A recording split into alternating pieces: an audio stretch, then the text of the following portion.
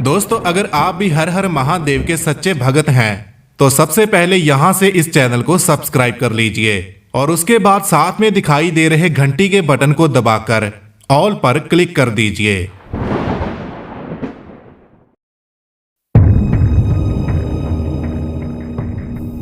दोस्तों, अगर आप भी अपने माता पिता को प्रेम करते हो तो इस वीडियो को पूरा देखिए, क्योंकि यह वीडियो आपको रुला देगी। जैसे कि हम सभी जानते हैं कि आज की भागदौड़ वाली जिंदगी में हम लोग अपने रिश्तों को भूल चुके हैं। कई बार आम ही सुनने को मिलता है कि किसी बेटे ने अपने माँ बाप को घर से बाहर निकाल दिया या फिर कोई बेटा अपने माँ बाप को छोड़कर चला गया। इस तरह की खबरें सुनने को मिलती ही रहती हैं। आज की यह सच्ची घटना गंगानगर की है, जहां पर एक चोर चोरी करने के लिए किसी के घर जाता है। रात के करीब 2 बज रहे थे और घर में काफी अंधेरा था। ऐसा लग रहा था कि जैसे इस घर में कोई भी नहीं रहता। घर के अंदर दाखिल होने के बाद चोर ने सबसे पहले घर का जायजा लिया और उसके बाद चोरी के लिए कुछ ढूंढने लगा। काफी समय खोजने के बाद चोर को चोरी करने के लिए कोई भी सही चीज नहीं मिली। चोर सोच रहा था कि शायद यह घर कई सालों से बंद पड़ा हुआ है और यहाँ पर ज्यादा समय खराब करने का कोई फायदा नहीं, क्योंकि इस घर में चोरी करने के लायक मुझे कुछ भी दिखाई नहीं दे रहा। चोर वहां से जाने ही वाला था तो अचानक उस घर के एक कोने से किसी के खांसने की आवाज आई और वह चोर वहां पर चला गया। वहां जाने के बाद चोर ने देखा कि एक बुजुर्ग आदमी चारपाई के ऊपर बैठा हुआ था और उसके हाथ में एक रूखी सूखी रोटी थी, जिसको वह धीरे धीरे खा रहा था, क्योंकि वह रोटी उससे चबाई नहीं जा रही थी।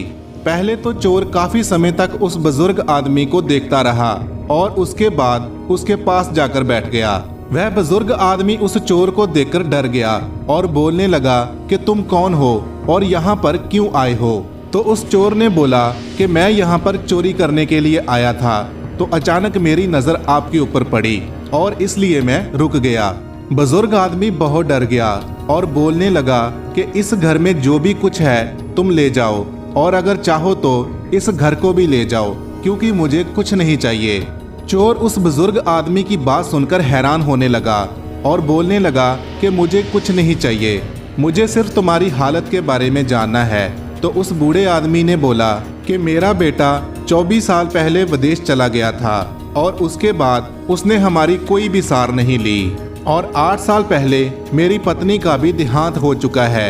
अभी सिर्फ मैं ही बचा हूँ और शरीर कमजोर होने की वजह से मेरे से काम भी नहीं होता। कभी कभार पड़ोस वाले कुछ खाने को दे जाते हैं तो मैं खा लेता हूँ, नहीं तो सूखी रोटी खाकर ही गुजारा करना पड़ता है। यह सब जानकर चोर बहुत दुखी हुआ और वह सोच रहा था कि वह इस घर में चोरी करने के लिए क्यों आया। उस चोर के पास कुछ पैसे थे जो कुल मिलाकर 3500 रुपए बनते थे, तो उसने वह 3500 रुपए उस बुजुर्ग आदमी को देने की कोशिश की, लेकिन उस बुजुर्ग आदमी ने पैसे लेने से मना कर दिया। चोर ने उस आदमी को पूछा कि मैं आपकी किस तरह सहायता कर सकता हूँ। तो उस बुजुर्ग आदमी ने बोला कि अगर तुम मेरी सहायता करना चाहते हो तो इसी तरह रोजाना मेरे पास आ जाया करो, ताकि मैं तुम्हारे साथ कुछ समय तक बातें कर सकूं, क्योंकि कई साल बीत चुके हैं और मेरे साथ कोई भी बात नहीं करता। उस बुजुर्ग आदमी ने बोला कि उसने कई तरह के दुख अपने दिल के अंदर बसा रखे हैं और अगर तुम इसी तरह रोजाना मेरे साथ कुछ समय बिताओगे तो मुझे बहुत खुशी होगी। उस चोर ने उस बुजुर्ग आदमी से वादा किया कि वह हर रोज उसके पास आया करेगा।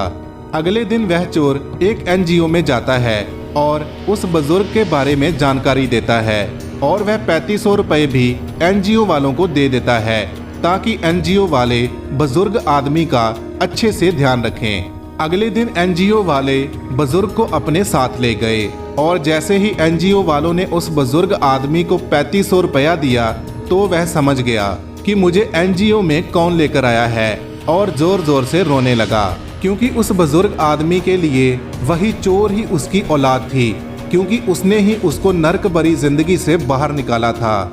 लेकिन जो औलाद अपने सुख के लिए अपने माँ बाप को नरक में छोड़कर चली गई तो वह कहीं भी रहे लेकिन सुखी नहीं रह पाएगी।